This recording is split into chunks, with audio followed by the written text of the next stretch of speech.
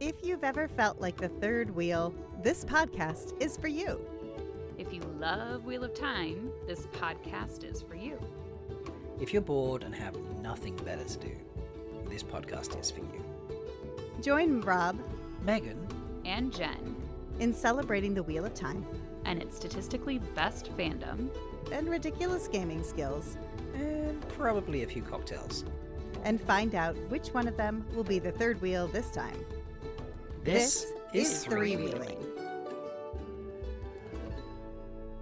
Yay! Hello. Hello. Hello! There's whoa, someone's dying in the background. So sorry, already dying. Already dying. There are all three of us here today, but there's only, if you decided to join us and watch us live, there's only 2 cameras, and that is because Meg and Jen had a party without me, everybody. Oh, No! you were invited. You were invited. It's the last in the meal. But how's it going? The two of you are together. I know, it's good. It is good. It's fun. It's our happy Yeah. holiday treat. So I'm automatically the third wheel because I'm the one that's not with everybody, and I'm the one This that's is not true. going to get the taste cocktail. So that's just an easy one this week. So, Yeah. but yeah. So, but that's it. We've done the trailer. We've done season 1, and according to Meg's sexy spreadsheet, we have to really hustle on season 2. Otherwise, we are not going to be ready to talk about season 3 when it drops in That's right. like 10 weeks. 10 weeks and 5 days. I was gonna say, I have a feeling when we do our episode 8, Our we'll be episode doing 208? our episode 208 is when they'll drop the cold open or something. Ooh, Maybe and they'll drop Live it during the first recording. During our recap. Yes, live during our Live recording. during It's the gonna be recording. amazing. Yes, that sounds Yes. good. Just Yes. manifest Hint, on hint, that. wink, wink. Wink, wink. Yes. I'll make a phone call. Okay. Thank you. I mean, it would just be the scene that they showed at CCXP. Right. Yeah.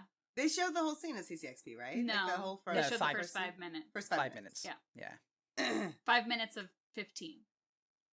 From what we've been 15? told. Oh my god, I don't Right? think I knew that. Yeah, that sounds right. Yeah. So that's just made me think about the cold opens in season 2 that everyone's like, yeah, there's cold opens. And I'm like, they don't feel like cold opens to me. And I've realized why, already jumping into the discussion, because there's no like intro to the show. Like it's the, Yeah. Right. you know, they changed it. If it had been just the image and then they had just done that full stop, I think it would have been cold open feeling. But yeah, it didn't feel like that. So Yeah. but it would be very cool to see those 5 minutes, I think. Anyway, Meg, what cocktail did you make Jen this week? We made a Boozy Kaf. A Boozy Kaf. Oh wow. So it's Yes. basically just an espresso martini for Seanchan. And was there any particular inspiration for this? What I had available, And that it's morning, and then it's morning, and that I love and then espresso. Jen loves espresso. Yes, all of those things. Yes. Yes. Valid. And a That's 2-ins fair. mill. We're going to talk about a 2-ins mill What today. does that have to do? Oh, with Calf. Yes, Seanchan. Seanchan. Today is going to be the Like introduction they to the don't have Seanchan. Calf. No, but the Seanchan invade, and they do have calf. Love that. I did pick up a rocky road when I finished work. Nice. However, and although I'm not meant to be taking those, I'm only meant to get the Oh. regular size cans, not the big cans. Even though there's like 50p difference, so I was like, really don't get the deal. But whatevs. Yeah. It's because they're not stocking any ciders. So I was like, literally, you all know I don't drink beer. You're not putting ciders in the can fridge. I'm not going to stay and have a drink. So, I was like, it's Christmas. Give me a rocky road. I drank that because I got home early from work after mailing off some things, and so I have just a glass of port. That was half full, is Nice. now about a third full. So Very nice. that- Whoop, that's- whoop, that's my party! beverage. I love that a glass of port there is like a pint. Like- This is not a pint glass. This is just like a large rocks glass. I need something for perspective. Here's my Alright. phone. There's my phone. That anyone Okay. listening absolutely can Yeah, see. yeah, yeah. Obviously, Yeah, see? okay. It's tiny. Tiny, Yeah, tiny, it's tiny. it's not a big glass. It's a larger rock style glass. Yes. Yes. Yeah, it just looks larger on the screen because I held it up. So, Yes. Right.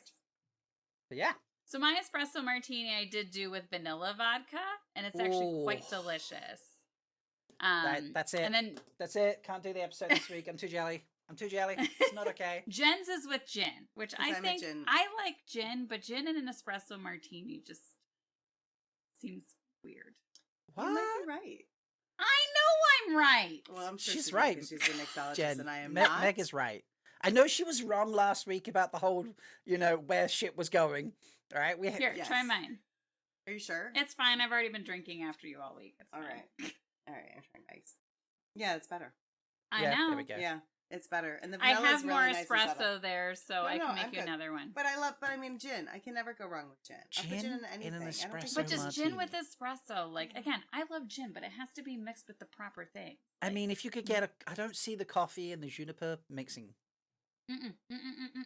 Why would you not see juniper? I mean, like if I were on my horse riding through the desert, The juniper sage forest? desert, the juniper forests of Southern California, and I needed to make cowboy coffee, I might drop a little juniper in there just to enjoy the flavor. No. I would. If you need to No. smell juniper that strongly, put it in the coals that you're roasting your coffee on top of. That's a nice. So- That's a nice call. That's a nice Yeah. call. Oh, man, that's good. Sorry. Yeah, I'm definitely jelly. Vanilla is, when it comes to drinks, probably one of my favorite flavors. Really? Yeah. I'm not one for I'm terrible for picking a favorite thing. So the fact that I've always had a favorite character in Wheel of Time, for example, is a big deal. Like I can't pick a favorite movie. I have a favorite song, and I've had that since I was 15 years old. Which is what? It's called Just Looking by the Stereophonics. Nice. I don't know. Yeah. it. Exactly. It's a Welsh band. It's very, if you're not from the UK, you're probably not going to know of them. But yeah, vanilla's up there. I'm a real basic bitch. I get a vanilla vodka latte. Oh my god, is what I was going to say. A vanilla latte. So a vanilla vodka latte. espresso martini is perfect. So It is delicious. Love it. Love but it. yeah. All right. So it's only been a week since we recorded. Which means that not a lot has happened. It's been a very chill week. Yes. It's I know, not I'm been trying to wild. think. I mean, it's the holidays. Everybody's busy. Yeah. I usually screenshot anything that's happened. Yeah. but- Ayula flew back on Ryanair last week. We already talked about that one, right? Yeah, I think Yeah? that's it, honestly. Yeah. Nothing else has really happened. This is so. my favorite post. Yeah. Yeah. No, nothing else has really happened. It's people enjoying the holidays. So as they should. which is totally fair. I love that. I saw some fun posts here and there on social media, just in general, from fans and stuff, but nothing Mhm. nothing overly oh my god, crazy newsworthy. Right. Which is totally fine. People enjoyed the holidays. So Mhm. did you Gives us a you two chance to enjoy the catch up holidays on together? On our episodes. We did enjoy the holidays We together. did, And yeah. our Yeah. kids are together, and they're Mhm. the best cousins. They're having so much fun. Love Yeah, that. it's been really sweet. Yeah. It's been awesome. Nice. And Yeah. at time of recording, the majority of snack calendars have been posted. Unfortunately, there's been a printing delay on the late order batch, which I paid express to get to me before Christmas, and here we are recording on the 28th, and I still haven't even had a shipping notice. Oh, So yeah. yeah, I've been giving Well, them if people some were hell. late to buy, they're just going to have to wait. And What- yes, I am speaking from personal experience. It's fine. We're learning things. I changed printers this year because it was a better printer and it's cheaper. But unfortunately, it just means that they can really screw you over. So I think next year we're going to have to get it done real early, and then it's going to have to be cut off at what a holiday type thing if you don't order Mhm. it Yeah. by Yep. what a holiday, and then I can order at the next day or something like that, and then they can get to me and I can ship 3 weeks before New Year's or something. Yeah. But Mhm. Yep. I have, and I probably will cut this out the end recording, but I have found a fun tidbit about mailing shit. So last year, I took 70 odd calendars or whatever, a big giant bag for life type thing, to the post office, and I had to manually write all the customs labels, and go through and sit. And I was at the post office 3 hours mailing on the calendars Oh, last year. jeez. I bet. Apparently, they changed the systems here in the UK, and I just go on to the post office website and I fill in the details and I say where it's going and who's sending it, and it saves my details, so I don't have to keep filling in certain parts of the form. Oh, nice. And then I pay for it. I book a slot, and the mailman turns up and takes it from me at the door. And he turns up and he'll print the stickers for me as well, so the labels are printed, and I just stick them on the bags and off they fucking go. And I'm like, I don't really have to leave the bloody house. Not that, That's you know. great. Yeah. So in terms of that bit, that's been great. But everything Yeah. else went a bit tits up. So Yeah. When they say like technology is supposed to make our lives easier, that's what they mean, and Yes. that's the way it should happen. Mhm. Well executed. Yes. Yes. Shouldn't be. And the that hard. mailman's great because like earlier in the week he's like, you got 20 parcels to pick up. I was like, yep. And he's like, all right, here's all the labels, and they've got 40 labels because they need one the address and one the customs label. And he's like, I got to go empty a mailbox. So back in like 30 minutes. Is that cool? I was like, yeah, sweet. So he sits there. He off he goes. I sit there. Labels on. Blah blah. He turns up. Like, here you go. Just hand him across. And then the same yesterday. He turned up and he was just like, hey, number 15 today. I was like, yep. There you go. And he went did a few rounds. Come back 20 minutes later, and I was like, there's all your things labeled up. So it was like efficient for both of us. That's awesome. You know, I have this whole like polite British Love Actually feeling around this conversation. I'm like, you know, it's like the Prime Minister coming and knocking on everybody's doors, which I know doesn't actually happen.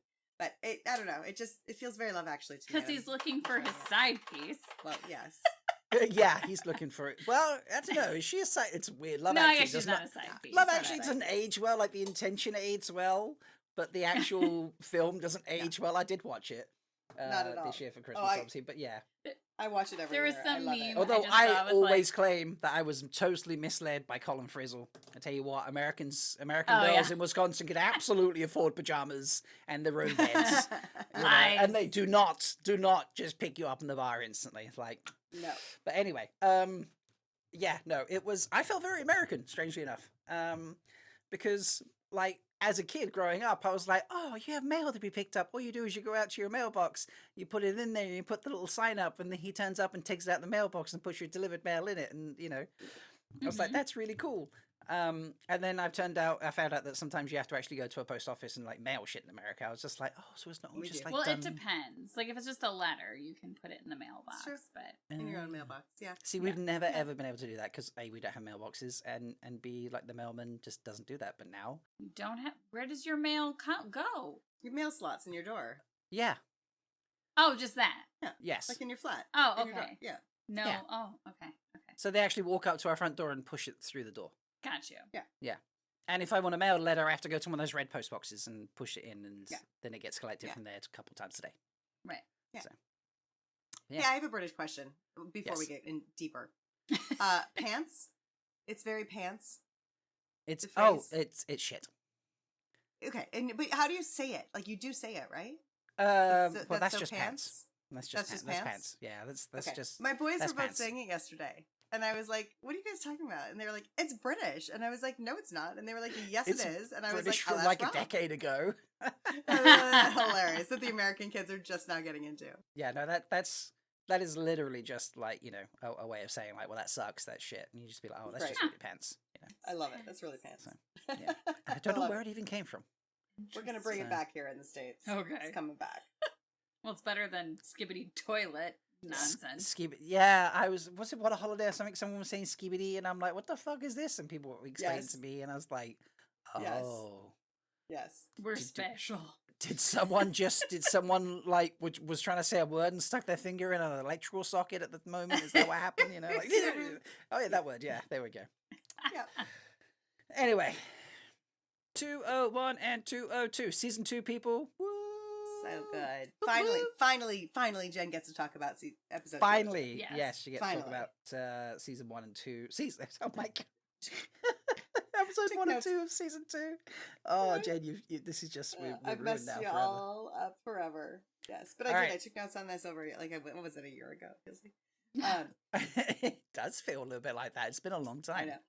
know. I know. Okay, so 201 and 202 were directed by Thomas Napper. and written by.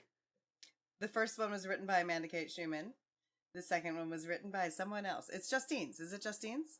I don't know. I Shoot. stopped looking when you said you knew it. I know. I had him, and I forgot to write down 202. Catherine B. writer. McKenna. Thank you. Okay. That's right. Yes. So Yeah. that's your director and your writers, folks. What do you want to talk about first? Setups, themes. Setups and Themes. themes. I mean, you know, like even before the season started, we were getting all of the little promo stuff, and it was just like, you know, they're finding their own way. They're doing this on their own without each other this season, and that I felt like the beginning of that was very much the setup of like even though Egwene and Nynaeve are in the tower together, they're never together. Like, they're off doing, each their own things. And so I felt like that was sort of really themically hit in the first one. But then the second, I felt like the themes of the second one were the meetings now of people. So it was like, we're separate, but we're now going to start bringing in these new people. And that's sort of felt like the first 2 episodes were like, everybody's doing their own thing, but they're going to have new help. Because we have the Elaine meeting, we have Matt and Min meeting. And so team ups. Team ups. The team ups. Team ups. Yes.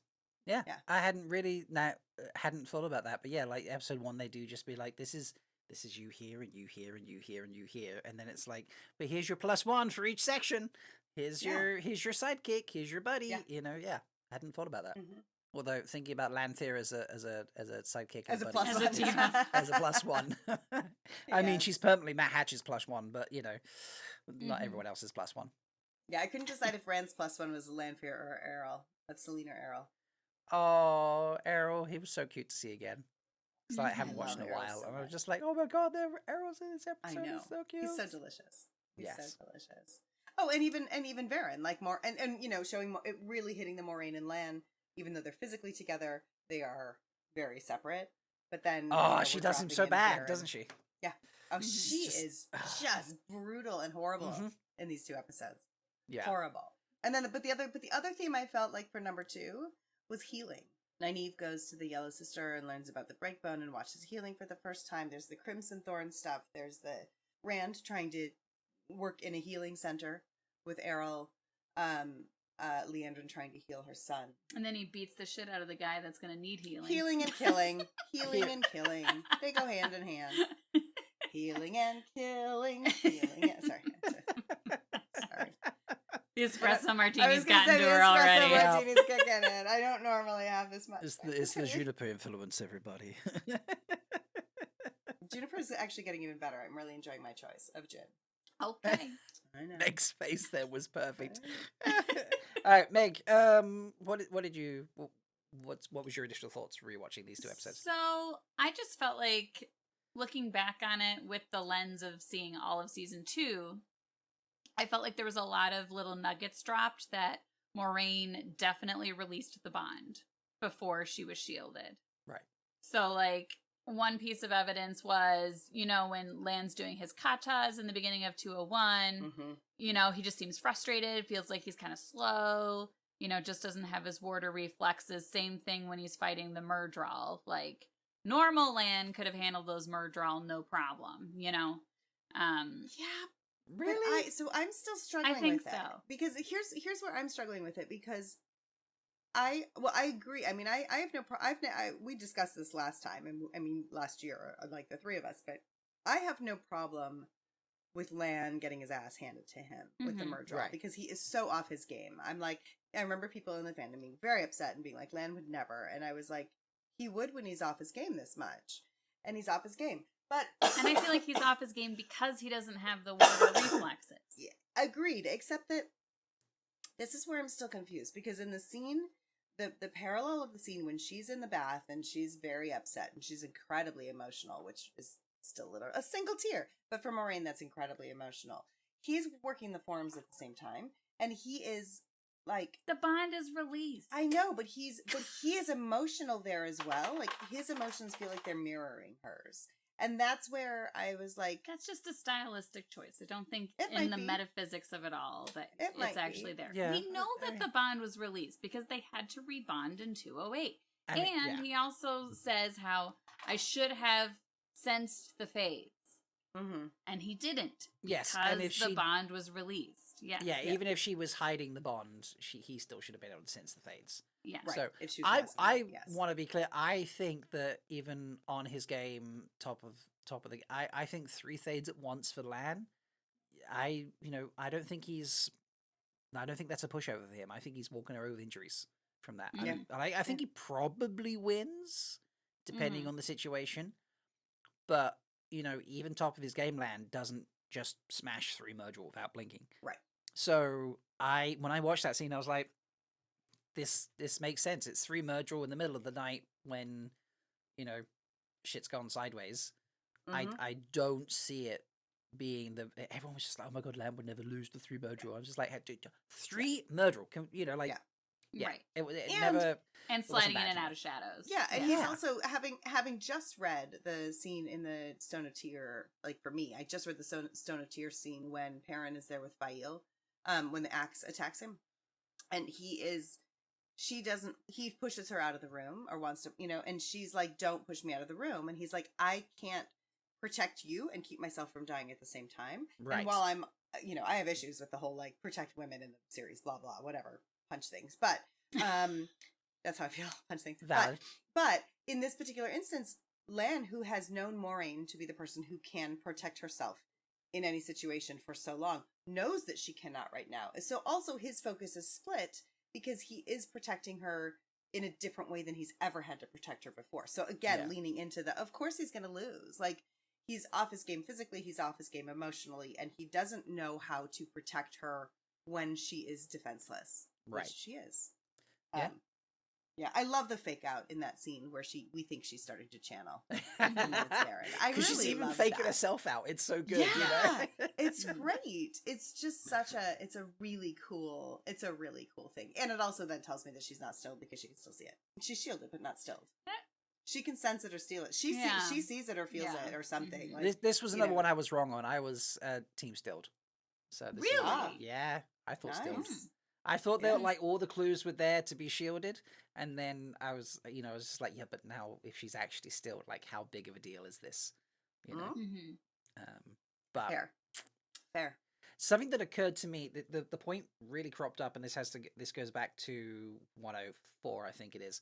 They're talking about how it takes 8 Aes Sedai to cut someone off from the power. How many Aes Sedai were in the scene where they severed Loghain? Was it 8? I think I did count, and I think it was 8. Okay. Yeah. I remember thinking it, was watching it, I was like, afterwards I'll go back and check out the scene, and I didn't. And now just talking about it again has reminded me. If there are 8, great, but if there's not... Also, do we think that that's actually true, or just a misconception? I love that, because I've been wanting to switch the 13 to 8 as well, and I think we'll have 8, the Black Aja leave then, instead of 13. Yeah. With Leandrin. I think everything's going to be 8. I think everything should be 8. It's an easier number. It's a number people recognize. 7, 8, they're all kind of there, Yeah, and with 8 seasons and 8 Forsaken. Well, I mean, and technically there would be 8 Ajas, kind of, with the black. Yeah, if you count black, yeah. Ooh, I like that. Ooh. Yeah, which is also why I think we won't see it. We won't talk about it until we get there in season 3. But the 8 chairs for the Golden Bowl scene that we've seen in the trailer, I think there'll actually only be maybe 7 clans, and the 8th chair is for the Gen. Ooh, love. Yeah.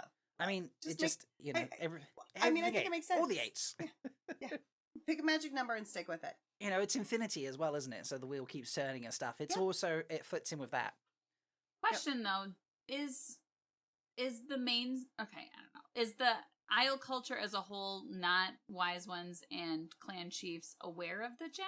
Yeah, they are. Yeah. They are? Okay, I wasn't sure. You mean in the books? Yeah. Yeah, they are. Okay. Yeah. They are. They don't talk, but they don't talk about them. I know, I just didn't know. Yeah, I just heard them. I just heard Maureen ask about that. Oh, okay. She's describing it. I just listened to it, and she's describing it. She was like, the words mean something in the old tongue, but then if you go deeper, they mean more. And she said, "This Gen Aiel, the one true Aiel, but it's the one true dedicated Aiel. What are they dedicated to?" And the Wise Ones just give her flat stares. Love a flat stare. Gotta love a flat stare. Just doing a quick Google, there are 13 Aiel clans, which includes the ancient Gen Aiel. Coincidentally, there are also 13 societies. So I really think they'll make it 7 clans, with Gen being the 8th, and then 8 societies. 8 societies. Love it. Yeah. They should. That still It's needs hard to to be keep my track of 13. Aiel video. Yeah, there's so many. Like, really, True Bloods, Night Spears. People would never remember those. Oh wait, that does include the 13 societies. Does include the Mirrodin, the Brotherless. So okay. Well, they can be the 8th. That's fine. Megan and I played Dark Friends Against Humanity. Wait. Yes. You did. No. Dark Friends Dark Against White Friends Folks. against Questioners. Questioners Against Dark Friends. Questioners Seeking Dark Friends. That's the one. Koala's game. Koala's a nice game. Yay, Koala, yay, Koala. We had so much fun. We had so much fun. But we played with the whole family who all have periphery knowledge. And Okay. everything I bet that you came got some up. funky answers, didn't you? Oh, and yes, but we also were just killing ourselves and cracking up and crying, and everyone else was just like, huh? You sent me the pictures, and they were great. And one of my favorite ones I'm scrolling through is I mean, this was perfectly advice as well. Linny's advice: dress poor when being Fardaris Mai, and fine when being Tigraine Mantir. That was, that was like, Nice. oh my god, that was Okay. like you took it from the books. That was yours, right? That was mine. Yeah. My personal favorite was Perrin finally got Fail to agree to Barrett Lane's Pendrag burial. Like, oh wait, we got a threesome. But then Yes. I think maybe the best one in general that you pulled out was Two Rivers ladies all know that Tam is best known for blank, and the answer is South Harbour. I was like, that is absolutely brilliant. Was that one mine? I think so. Yeah. It was a lot Yeah. of fun. We had so much fun. But, as we were playing, I was just like, I'm seeing it right now, the 2000 named characters, the level of depth. I love that the fandom gets that deep. But it is hard to be a show watcher and have, I mean, there's no way in the show they could ever go that deep. I'm so No. glad they're changing things to 8. I think all the choices they're making are fantastic. But it's just funny. It's just like, it's deep. Yes. It goes. Yeah, it is so much more manageable to do 8 of everything. Yes. But But speaking of that, so I mean, I feel like they do such a good job in the show of giving us as book readers, our little Easter eggs here and there, our little moments. Mm-hmm. But like you said too, like all of those nuggets, they're paying off, and that was my experience when I rewatched season 2 like 3 months ago, which I think was the third time I'd rewatched it. But it was like, and then again when I was rewatching it for today. But it's really so brilliantly laid out. It's really, again, as a writer who loves adaptations, they're just they're feeding us just enough that for us, for watching the show, you're like, Bail Doman, some random sea captain, whatever. We all know who he is and we love it. But but there are things that he says that I know are gonna pay off in the show. And I just I have fewer things with Bail Doman, but he says something. I mean, he talks about haggling with the sea folk, I think. Mm-hmm. Yes. But there's like a couple little tiny things that he's just like, he's laying the foundation for, and every line feels like it's in the moment, and it's telling us something about the future, or it's going to get paid off later. It's the whole even, moment like- between. Go ahead. Oh, the whole moment between Varen and Moraine, where she's kind of just like dropping the bomb on Moraine, being like, aha, like it's got to be this, right? It's got to be the kid from the village and the dragon and shit. And the things she's saying, like, we'll find all these little moments, and she's describing half the shit that happens in the final episode, you know?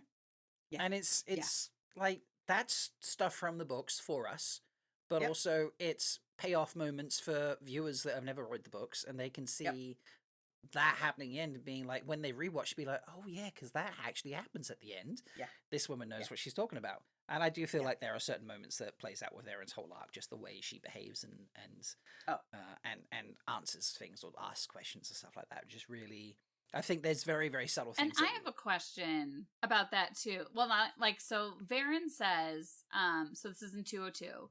She says, I assume you'll head to the White Tower first. Moraine says, I've been exiled from the White Tower. And then Varen says, I know.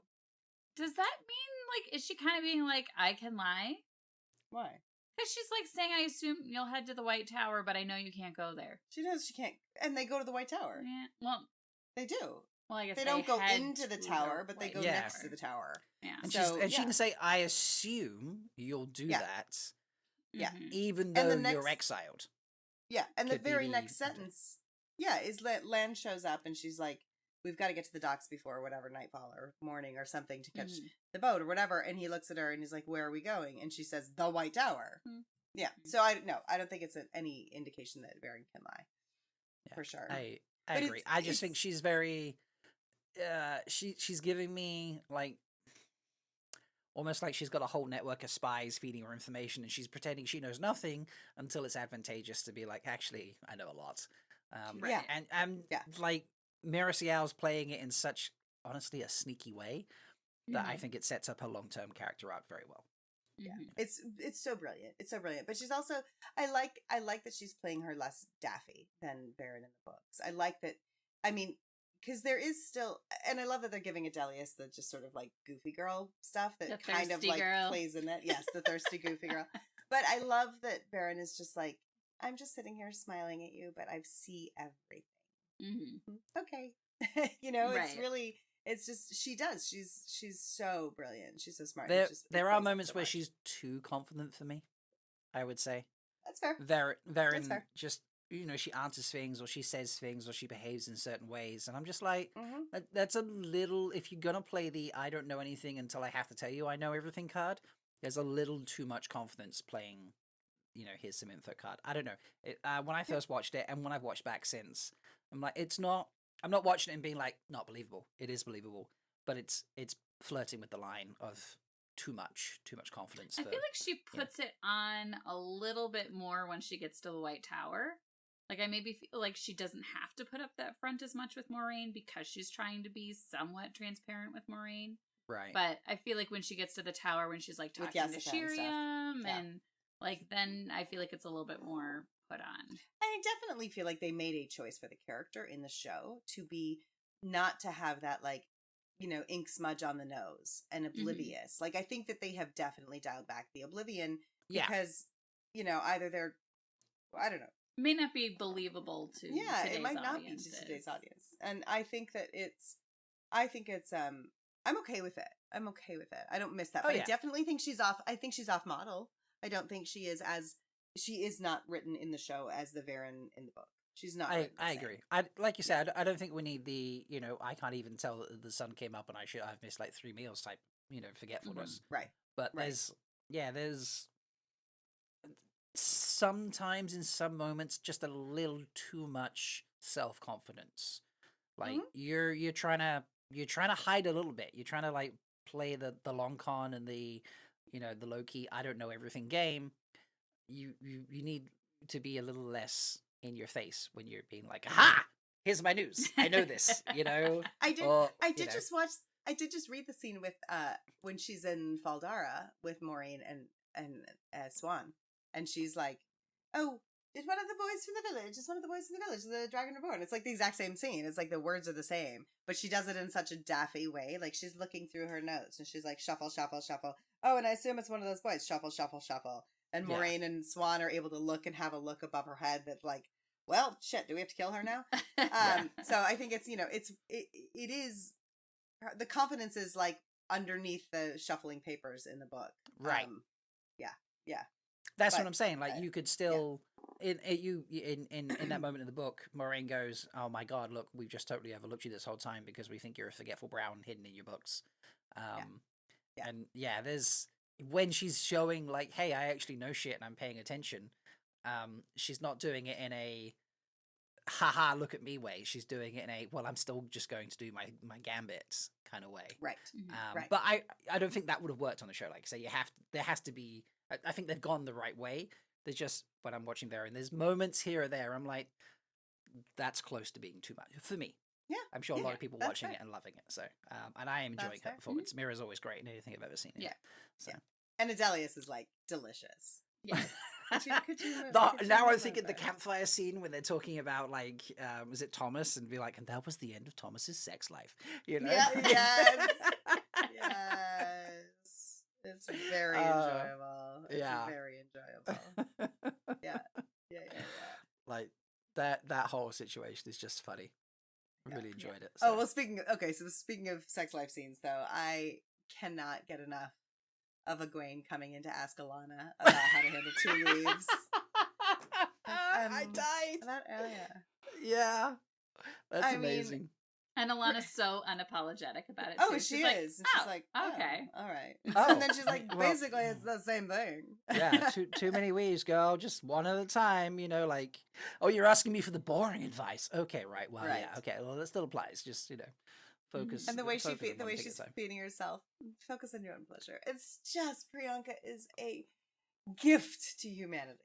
She is a gift. Yeah. Yes. So good. So good. It is very, very funny. I love it. God. Just I'll be interested to see her performance this season. You know, it's going to be very different. I think it's going to be very different. I think we're Yeah. going to be just like deliciously delighted all over again, but in a sad way. Yeah. yes. Because it's starting, because we're hitting there in the first 5 minutes. Like, that's the first 10 minutes of the show is she loses a water, and it's going to be brutal. I mean, what was it? 106 had us, 206, sorry, had us, obviously, very traumatically experiencing things with Egwene. I think we're going to get Priyanka doing that role this season coming up. So yeah, I think it's going to be great. Speaking of people getting screwed horrible, over, but great. Matty boy. Screwed over now. Yeah. Poor Matt. Getting just set up and half a story. But fucking flawless introduction for Donal, if I'm honest. Yes, it is. It is. It's delicious. I had forgotten. It's so funny too because watching the crafting of these 2 episodes, I'd forgotten. I just saw it again a few months ago, but I had forgotten. Like I kept writing down like, oh, this is going to be the scene where this happens. And then I'm like, oh no, he doesn't meet Min yet. Oh nope, he didn't meet Min in the next one either. Oh, he still didn't meet Min yet. And I'd forgotten that the intro with Leandrin was a down scene. I thought we saw him kind of buoy up a little bit at the end of it, and we don't. No. It's that, and she's horrible, and it's horrible, and it makes me sad and angry at the same time. Yeah. Reading the letters to him and deliberately leaving out anything that mentions him. Yeah. And it's such a lovely dovetail with Egwene and Nynaeve reading the letters and Perrin having written it. It's just it's crafted beautifully. Really well. Yeah. So yeah. I do remember when we did the Matt live stream, Kevin and I, and we were going through scene by scene of the whole of the season of the Matt. We kept asking about the drawers on the dresser as he pulls it up and down, why are they not falling out? Yeah. And then we remember there's actually a hinge in. It might be 203. But yeah, there's actually a hinge you can see, folks, at the bottom of the drawers as he pulls them up and down. It's very entertaining for us. So we did have to zoom in and out to find it. But it was funny. So but yeah, everything with him was just perfect because he was just so down and just out. And then he's still Matt after she she goes and she locks him in. He does this whole little physical reenactment of her locking the door and such. Yeah. And it just, after watching an episode's worth of him being down and out and just having her torture him, to be like, oh no, he's still there and he's still got a plan. He's still working on something in the background was really, really delightful. I really feel like Donal embodies the physicality of Matt really well. Like, because, Matt being like gambler, trickster, whatever, like, I feel like he's almost got like sleight of hand vibes, like when he's doing the whole lock thing. And then I don't remember what else he was doing, but he was holding something and he was like, looked almost like a coin rolling across his hands. I mean, it wasn't a coin. It was like was it the cork from the wine bottle or something, wasn't it? Maybe that was it. Yeah. But he was just like doing stuff with his hands all the time. And his physicality is great. It is very trickster. Even when he's like lying there, like looking dejected for Leandra and she leaves and he pops up. Right. It is, it feels a lot more like Bookmat in some ways than the heaviness with which Barney played him. Yeah. Right. Which I think was fine for season 1, to be honest. Yeah. I think Matt, they tried to squeeze Matt's 3 books of darkness into the first season. I think they would have done that even if they'd then moved him to where he, if he hadn't left and he's doing what Donal's doing now. I think they they would have been like, okay, you need to like give us a little bit more now because the dagger's gone and you've had this. I mean, it probably would have been a different place in the story, but he probably would have, not being stuck with Leandrin or whatever. But I still think they would have tried to do something a bit lighter for him. So perfect moment to change actors for whatever reason that happened. But yeah, I do like the darkness he brought to Matt in season 1. For sure. I mean, and speaking of the nuggets that you're talking about dropping, I feel like these first 2 episodes just like they do set up the whole season. We harp already on Egwene and her jealousy and her working so hard here at the tower, but not getting any kind of approval for it, not getting the recognition for it. Even like the offhanded way in which Alana says, "Egwene, you're going to be really strong."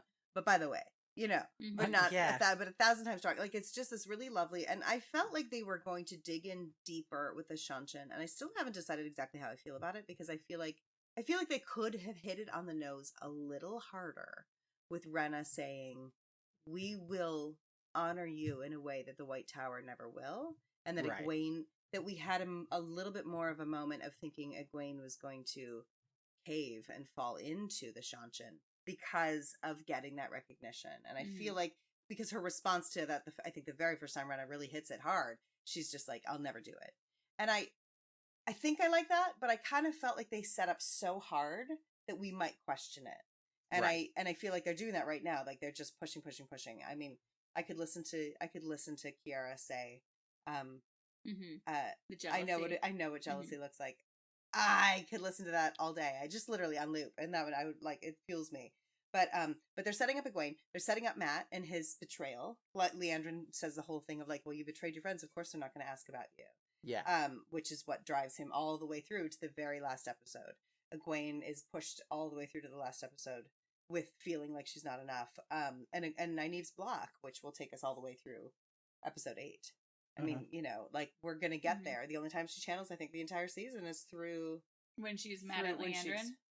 Oh, right, when she's mad at Leandrin, she channels. Yeah, she's mad at Leandrin, and then in the rings, and then in the rings, the rings. Yeah, but then otherwise when she's leashed or when she's wearing the bracelet, which isn't does she even channel though? No, when you wear the bracelet, you don't channel. You make the person and I don't wearing think the collar channel. and I don't think she even has her do anything. She dies. No, actually, no, I don't think she does anyway. Yeah, you're right. But it's just great, like all the stuff that we're setting up. I think right here, as well as the Lan and Maureen stuff. I think they're just doing such a lovely job of building the blocks that we need to get through the season and to pay off at the end. Going back to Lan and Maureen again, I'm curious. I know that the book readers watch that scene where she's like, "We were never equals," when she's really trying to push him away and be like, "I will make Alana take you if necessary."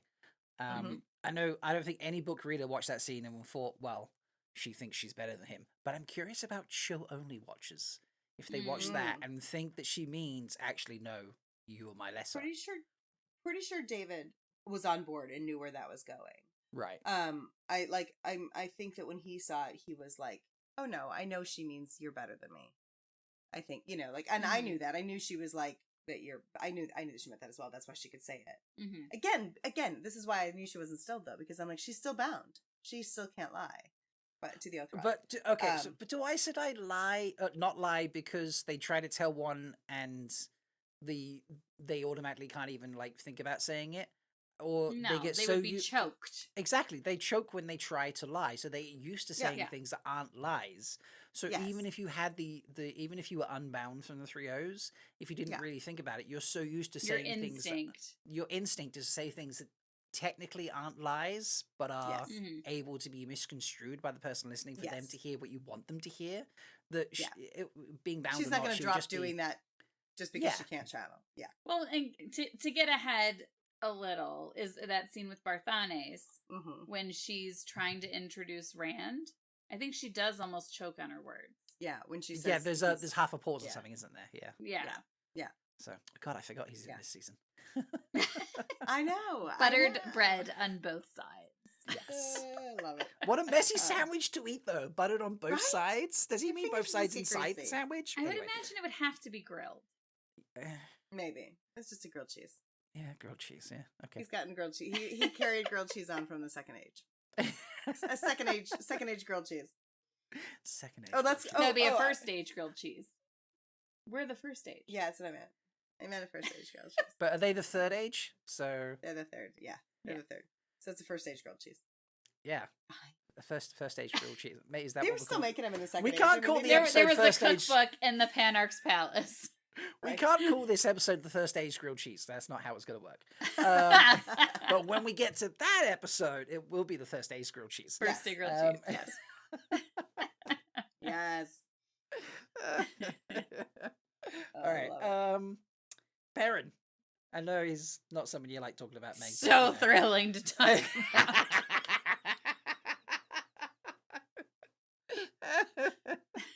You know what, though?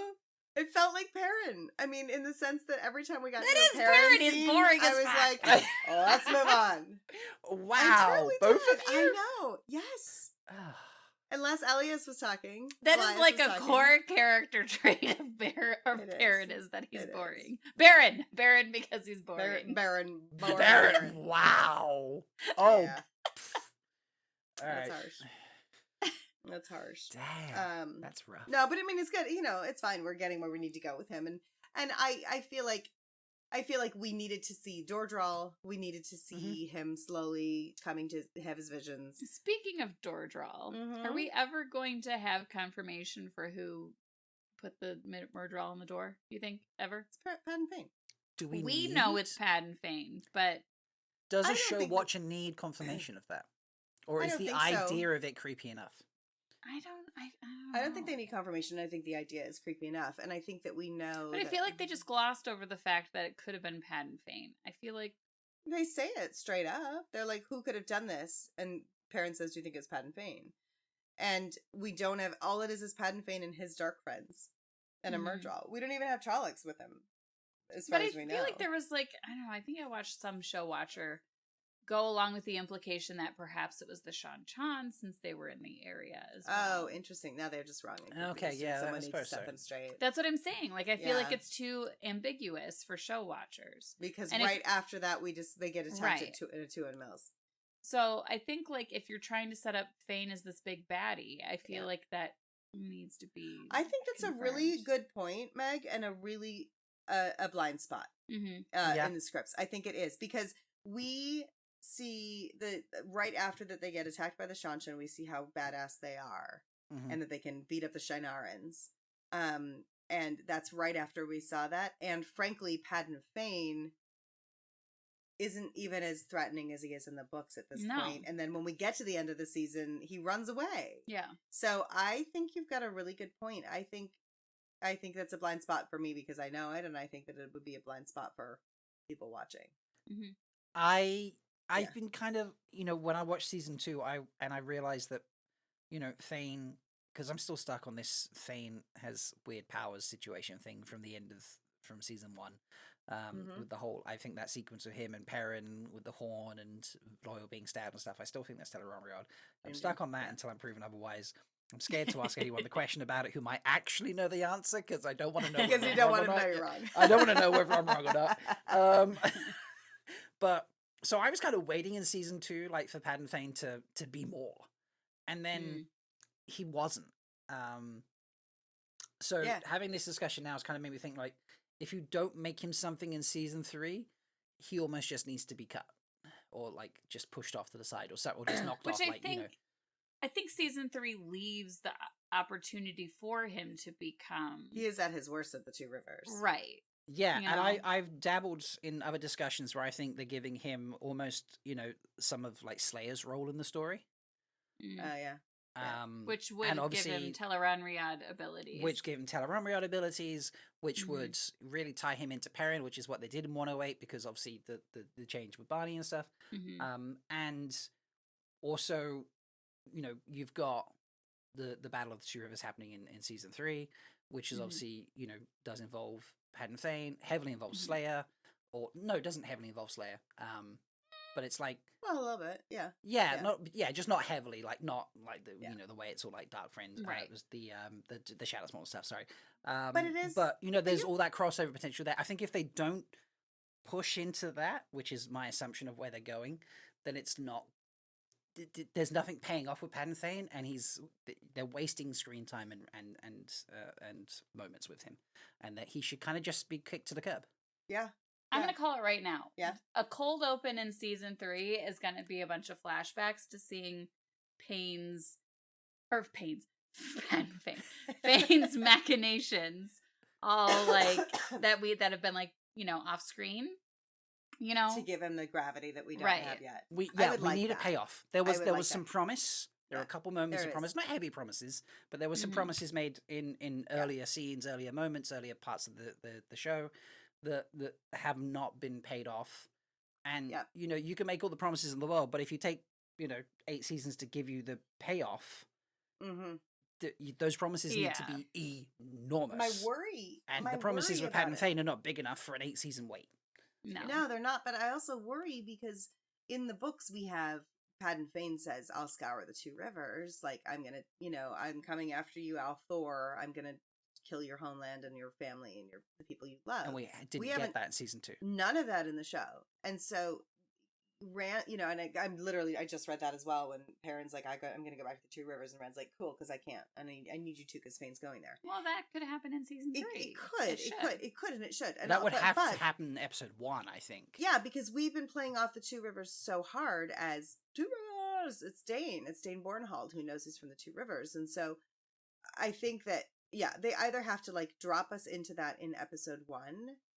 But Fain doesn't even know Rand. Like, we have not yet seen Fain have any interaction with Rand at all. No. That's true. And the writers were confounded by Barney leaving, because that was, I think, supposed to be built in and developed in the last 2 episodes of season 1 with Barney. So you're right. I like giving it to Perrin and like creating that connection. But I do think we're lacking a little. And I think you're right. I think just the fact that we know it's the Murdral, but people watching the show wouldn't, means he's light right now. And unless we see him get heavy quickly, he loses his importance. Yeah, he does. Yeah, like I keep, it really changed how I view things. And whilst I'm not a massive fan of him, well, not like I used to be a big fan of him. I don't hate the guy, but Brandon is not up there for me. But I do remember watching his online seminars about his writing classes that he taught, and he speaks about you've got to when you read a story or you watch a TV show that is dissatisfying to watch, is because promises are made early on and those promises are not delivered upon. And if you don't deliver on a promise, then you've left someone unsatisfied, because they're expecting you, like, here's promise, here's where the story's going to go, here's the vague direction. You don't have to be like, all right, here in chapter 1, I'm going to tell you by the end of chapter 50 that the heroes are going to be multimillionaires and have saved the world and also have vanquished the devil. You're not going to lay it out explicitly, but you're going to give them enough information that you can see the rough direction of where they're heading. And if you don't get there, it's dissatisfying to people to watch, so they don't like the show. Which kind of happened in the series with Fain. Yeah. Like, by the end. Yeah. Yeah. Yeah. And he's not I think wrong. RJ got lost with him. Yeah. And I think that they have, that's what I was going to say the word exactly satisfying before. I think that's all those things they're setting up with Egwene, with Nynaeve, with everybody, are going to be very satisfying payoffs. I think you're right. And so in Brandon's defense, his frustration with the season not being as well written as he would like it to be, or that is an example of a payoff that isn't there, of a promise that was made and isn't paid off. And so I'll allow him to be a little disgruntled. And I think I don't remember if he is a big Padan Fain fan or not. I feel like I don't know about that. I just use that terminology from his classes. But but it's fair. They were stuck at the end of season 1 of what to do with Padan Fain now that they weren't having Barney in the last 2 episodes. And so they gave him the parent, which kind of makes sense because the whole Two Rivers situation, and he's there with a white cloak, so there's enough tie-in to pull him back. But I don't know. Like, we've really gone on a whole Padan Fain dive, haven't we? Here, by the way, we have. But I think amazing. that's good. I think we should keep that thread alive as we talk about the whole season and show places where we're like, he could have been bolstered there. He could have been, yeah, absolutely. But yeah, I think season 3 might be do or die for Padan Fain. But I think it might be due, because I think the other thing about Padan Fain that is in play with what they have promised is these. You didn't know he was in Shadar Logoth until, not you, in general, like a watcher might not know he was in Shadar Logoth until they went back and read it again or watched again and heard the whistle. You didn't know that he was walking through the streets of Tarvalon. Like, there were places where he was so subtly laid in that I think maybe they are playing that subtle game. So I love your idea. Isn't there whistling in one of these episodes? Cold Open. Yes. Did we have whistling in either of these? Or maybe just the Dark Friend Social. Yeah, maybe I think it's Dark Friend Social. But I do think so. I think that I would love to see this. I would love to see he was there. I would love that scene. That would be cool. Of like, oh my God, that would be a really big payoff. Yeah. So I think you could. I'll go write that scene and make sure that they film it quickly before March. Sure, I like. Thank you. Appreciate it. Okay, great. Hire Jen. Hire Jen. Yes, just continue to manifest that. Thank you. But yeah, I think with how the first 2 seasons have gone, you could give Padan Fain to Perrin as his nemesis for the rest of the seasons. I think like that better than Slayer Luke. Rand has the big the big arc of everything. Obviously, he's the Dragon Reborn, so he's got that, and he'll have his whole Aiel path to go on. And I'm sure that there's plenty we can give Matt in the meantime. He doesn't have to be tangentially connected to, because we haven't made Fain really heavily connected to the dagger, so you don't have to keep that going. He could just be attracted to a dark object. You know, you could absolutely just palm him completely, you know, merge him into Slayer-ish, give him to Perrin, and then you can find other things. Matt can have the whole Seanchan situation. You know, like, bring that in at some point. You plant your flag. So are you saying there is no Slayer? Padan Fain is Slayer merged? Yes. I have been. Okay. This is not new. This is not a new thing. I've said this like I don't last think year, I've heard earlier you this say year. that before. Oh, I'm sure I've said this like as an idea. I was like, wouldn't it be cool? Like, and it's all because episode 108. Damn you, episode 108. If I am wrong, I'm placing so much and I'm getting so much wrong because of this. But it's this dead air when you watch that scene. It's Tellerumriel, and it's Padan Fain, and who else has those powers but Slayer? And you know, I've always thought the Padan Fain in the Two Rivers bit with the White Cloaks and the Shadow Sworn and everything was always kind of, you know, I love RJ, but it kind of felt like it was squeezed in for the sake of squeezing him in. You know, it didn't. You know, he made the White Cloaks distrustful. Well, that's like making, you know, a thief untrustworthy. Like, you know, he's a thief. They're White Cloaks. Like, they're not going to trust people anyway. They've already got something. The guy in charge already has something against Perrin. You know, like you didn't need Padan Fain to amp that up. He does nothing with the Trollocs and the Dark Friends and the Murder and all that sort of stuff. Like they're coming of their own accord. Like, yes, he's brought them, but he doesn't command them or anything, is what I mean. Like, you know, he's there with the White Cloaks here and there, and I don't know. It just, you could have not had Padan Fain there, and the whole Two Rivers would have worked for me in the book still, I think. And Slayer, frankly, you know, my problem with Slayer throughout the entire book series was I was like, isn't he supposed to be Lan's nemesis? Yes. You know, like, he's from Malkier. He was trying to usurp the Lan's throne. cousin, right? He's Lan's cousin. Yeah. And he's, you know, and well, his dad was he's Lan's cousin. Yeah. Lan's cousin's He's soul Lan's- merged with someone else's soul or something stupid like that. With merged Tigraine's brother. Yeah, Tigraine's brother. Yeah, so it's like so, it's but as Luke, it's it was Lan's issue. Yeah, it's Lan's brother and Rand's cousin. uncle. Lan's cousin, Rand's uncle. Rand's Isam uncle. Yeah, is Lan's cousin. It's Isam and Luke. Luke is Sorry, yes. Sorry, I'm calling him Slayer, but yes, it's Isam and Luke. And so Isam, to me, like, that was supposed to be Lan's nemesis.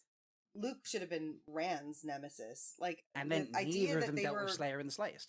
Yeah, and they're just both Perrin's thing, and because of Tellerumriel. right, and Perrin never. He was like, he kind of looks like Rand, you know, and he looks a little like he's stone faced like Lan, but he never finds out that Isam is who he is. No one ever does. Yeah, so it's just kind of it's a. I mean, I it was think we payoff. talk about it when we're in his perspective in the town at the end. Yeah, when we're in Isam's perspective, right? That never gets Perrin translated never across. Does Perrin, apart from Fael, does Perrin even really tell anybody about? No. Which also sounds very parent-like. Sure. I'm not going to share my problems. I'll suffer in them with silence. You know. Yeah. Yep. Very well said. Yeah. That was a great impression. That was amazing. Yes. Look, I can recognize the faults in my favorite character by all means. Okay, so I don't Egwene mind has that. no faults. Yeah. See, this is where we differ, Meg. Okay. I'm not jealous. Sorry. It's not that. I'm not jealous. Oh my god, that accent is atrocious.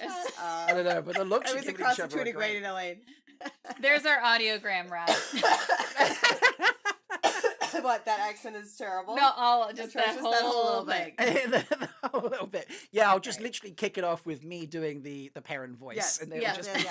And then my bad Egwene. Yeah. My Egwene Elaine mixture. I do have to say, okay, wait, I have to say that really quick because I am listening to Rosamund's Shadow Rising. And I always talk about how she does such a perfect impression of everybody. I keep meaning to say this, but I haven't. And then I heard it again today. Like, I listened to Kiera. She doesn't do Elaine. And I was like, is it because she hasn't been on set with her yet? Like, she doesn't do Kiera at all. Like, her Elaine is very breathy and up here and very princessy. And I'm like, she's got, like, Kiera has, she has a low register that's just gorgeous. Like, she has a resonance to her voice that's beautiful. And I'm like, Yeah, Rosamund's got to get on her game on that one. Or maybe she's making a choice. She might be making a choice, but everybody else, she's really hitting the character. And I was like, she just doesn't like. I think she started Elaine in book 1 before, long before Kiara was cast. Kiara was cast. Right. Sorry, the espresso martini, the cough, and the coffee is all together to make me less than coherent. Anyway, yeah, what I know what I'm saying. Nothing against Rosamund Pike. She's brilliant. Of course not. Brilliant. Yes. Yeah, she's okay. Could never say it. Oh my god. Canceled. You know I wind you up. You're getting us canceled, Rob. Look, there were a lot of voices in the first book. Rob is not the sole voice of Three Wheeling. This is not representative of our views. No, this is purely my view. But I listened to her Eye of the World, and it was like, oh my god, I just feel like I'm the bad parts of the East End of London and Essex, and it's like gives me terrible memories of when I was younger, and I can't listen to it. And I'm glad that it changes. People told me she gets different voices as the books go on, but just I can't like listen to Michael and Kate for book 1 and then like switch to Rosamund for book 2. So for that reason, I'll probably never listen to all the audiobooks done by Rosamund. That's fair. I love nothing against her. She's given it a great I've never go. listened to any audiobook. I know. I tried to turn it on the other day when we were cooking, and you just were ignoring me. Yeah, I tried to play it. Well, in that case, at some point in the future, between seasons, the three of us will sit down and listen to the audiobook together from Rosamund Pike, and we can all just pull faces at each other. I'll find a good section. And we'll listen find a good section. I love that. Anything? I know we're on a stricter time limit today than typical. Anything big before we try to start wrapping up? I think that was pretty much everything I wanted to say. Oh, I do just want to. I do love. Speaking of my obsession with Priyanka and Alana, I love the line that she says to Egwene. She says, "Things are messy before they're perfect. Nothing worthwhile is neat and tidy." I feel like it's a very real time good piece and very of advice good for piece her of advice. too. For Egwene, yeah. I loved that. I thought that was a really lovely setup. I think that was the main thing I had starred that I just wanted to hit. That is great. Yeah, there are some great ways of looking at things, like the way the Warders explain things to Egwene, to Nynaeve. Jesus Christ, going for everyone there. Explain things to Nynaeve about what's your reason for being here. Also, folks, if you go to that scene, which episode is that? Episode 1 or 2? It was 201. I put it in the Discord. Okay, so if you go to episode 1 at approximately 32 minutes in, about 32 minutes in, you will hear Maxim, played by Taylor Napier, say, "You always make me feel like I'm the third wheel," and that should be our audiogram. We'll have to get Taylor on the show at some point, and he will just have to be like, "I am Taylor Napier, and I am the third wheel," or "My name is Taylor Napier." Yes. And the scene where sorry, just but to go back to the three. No, you're fine. Go for it. I also love the scene with Sheriam. Again, there's so much in that scene, but when Alana was like, your warder couldn't join us. I can't think of his name right now. And then she Sheriam very clearly states, "My warder doesn't speak for me." And before she can get half a sentence out, Maxim is interrupting her. And and the way like Alana like sits back and she's like, "I'm putting myself on like even ground and with my warders, letting my boys talk," you know. And yet at the same time, they're literally feeding her. It's so rich. I know, it's so rich. It is. So sad. I know their whole relationship and how she's developed it is so much trauma in season 3. You know, Jen, you're on the same page as me that it's probably going to be Ivan that dies, because then the trauma loop is really rough. Which obviously we don't. Let's be clear, folks. We don't bless trauma on anybody. No. But trauma does make for good television when it comes to shows like this. Yes. And it helps those of us working through trauma find our way through it sometimes, and that is the point of what we do. Why we do this for a living is that it is a way of us helping people process it. So shared life experience does help you deal with things. That's very true. And I was going to add something. There's loads of moments here. Like we get Eludrin, and we haven't even spoken remotely about the panic that the Twitter time went down into when it's like, oh my god, they've replaced Eludrin with Eludrin. They'll panic again when they realize that Eludra's not going to be in the show. Stop talking. She's not going to be in the show, people. That's name where a character Eludrin and then bring in Eludra later. Doesn't happen. This is where we will lose Brian the Gleeman as a fan of the TV show. I know. He better just find some braids somewhere else. It's the only reason he reads Wheel of Time. Like he Sorry, says Brian. he does a reread every year. What he does is he reads the Eludra chapters. It Right. takes him like 30 minutes because there's like 6. Um, I'm Damn. exaggerating or under Are you though? talking it, Yes. underrating it. I don't know. Underestimating. Underestimating, something like that. Yeah. Yes. But yeah, that would be, oh god, he I would know. not be a happy chappy. So I know, but it's what's happening. That's what's happening, people. we'll find out. There's already been debate about our last episode where we were all like, we think it's this episode or that episode where we play scenes from the trailer, and we already had Zool, who was on Team Meg for the statues, the statue scene that Jen and I think is a tower, and Meg and Zool think is a flashback. So thank you for the feedback there on that. We loved hearing Yes. what Zool thought. We'll find We out love at some you, point in Zool. March. We do love love you, you, Zool. Zool. Yes. Also, Zool has just been very kind and just been posting feedback in general about the episode, and it's really nice to hear. So you can hit up for that in our Discord server, in my Discord server, where we have a section, What in the Wheel, and you can go and comment there about the episodes, or you can obviously comment on anything watching. I've just seen a post on Twitter that I would like to share. This is an interesting observation. So this is Melind Speaks. I'm not gonna. Buridan's ass is their name, because obviously their at is Melind Speaks, and then okay. They tagged what series, and they were said, I noticed that 107 cold opening was Blood Snow, and the 108 was about Lose, and then very similarly in season 2, 207 was about Katara having a vision of Blood Snow, and 208 is again about Lose. Perhaps we'll have the same thing repeat in season 3. So Love it. But yeah, and then what series replied? They're like, that's very cool, but they're curious what you can do for Blood Snow this time. We know we're going to see Blood Snow again in the rings. Yeah. I mean, in the columns. Yeah. But that's not going to be. That's not going to be. Do you think it could be Tam making his way down the mountain with Rand or something? Like, I don't know what else. I don't know, but what style are you getting from doing that as a cold open? What do you add to the storyline? Yeah. I'm going to revisit that. Remind me to think on it, because I'm going to think on it, because I think there's potentially something there that could be about foretelling. It's possible we would get something about Elida's foretelling about the royal line of Andor. Oh, yeah, and so it doesn't look like it's actually connected. Yeah. Oh my god. We don't know about going to Camelin. We aren't even totally sure about that. Like when we're going to go to Camelin, or when we see Elida in Camelin. Maybe that's an Elida flashback of Elida finding out to attach herself, and it's right as Tigray is going missing. Yeah, and it's like tangentially connected. And rather than it being Blood Snow, it could just be Rand's storyline. Yeah. Rand in the Third Age and Rand in the Second Age could be 7 and 8, which is that could just be their cold openers in general going forward. Could be interesting. Something to watch out for. So love that. All right, folks, thank you for listening. Next time we'll be doing 203 and 204. I'm sure there's things that you think we missed in 201 and 202, so please hit us up and let us know where you're like, damn it, you didn't talk about this, or all right, Rob, you're right, Perrin is better than Egwene. I love hearing those comments. Thank you so much. Nobody commented that. The eyes are just gone. Oh my god. But yeah, folks, you can find us on your podcast app of choice. You can find us on YouTube. Please rate us, like us, comments, and share us with lots of people out there. And hit up the Discord server. There is a link in the description, and then you can come and let us know in the channel what you think. And you can also see the cocktails that Meg makes, because she does a beautiful reel for them each time. And I really need to make sure I need to actually go through them one by one and put them all in the cocktail channel so people will find them. But they are great. I have tried a few of them at last WhatCon. Delicious.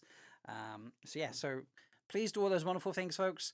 But that's it. So we'll see you next time, where we will continue to try and hustle through season 2 so that we're ready for season 3, which is in time at time of recording. I have no idea if I'm going to release this. Are we going to release this next Wednesday, or shall we wait next an Wednesday, extra I think. The following Wednesday. The following Wednesday. Yeah. So in a week from this coming Wednesday. A week and a half. A week and a half from now. In a week and a half. Okay. Yeah. Into the new year. This is our start off. Wait. New year. So when this gets released, we will be on like 60 days or something, or thereabouts, like 61 days or something. Yeah. Oh my god! But at time of release, it's 10 weeks and 5 days. I'm so excited. So it'll be Happy New Year! Happy New Year, everybody! Oh my God! See? I was Hey, right at the beginning. when happy I said Happy New Year. 2025 from 2024, 2025. everybody. That's right. This is the future. No, this is the past. They're in the Well, future. Right. To the future. To the future. Back to the future. Where we're going. 1.21 We don't gigawatts. need roads. Sorry. Honestly, when you said to the future, I almost wanted to be like, and beyond. To the future and 8 And beyond. seasons. Yes. Yes. All right, folks. Thanks so much, and we will see you next time. Bye. Bye. Once again, we've proven that even when you're the third wheel, You can always find a place to fit in. Join us next time On Three Wheeling. on three-wheeling. on Free Wheeling.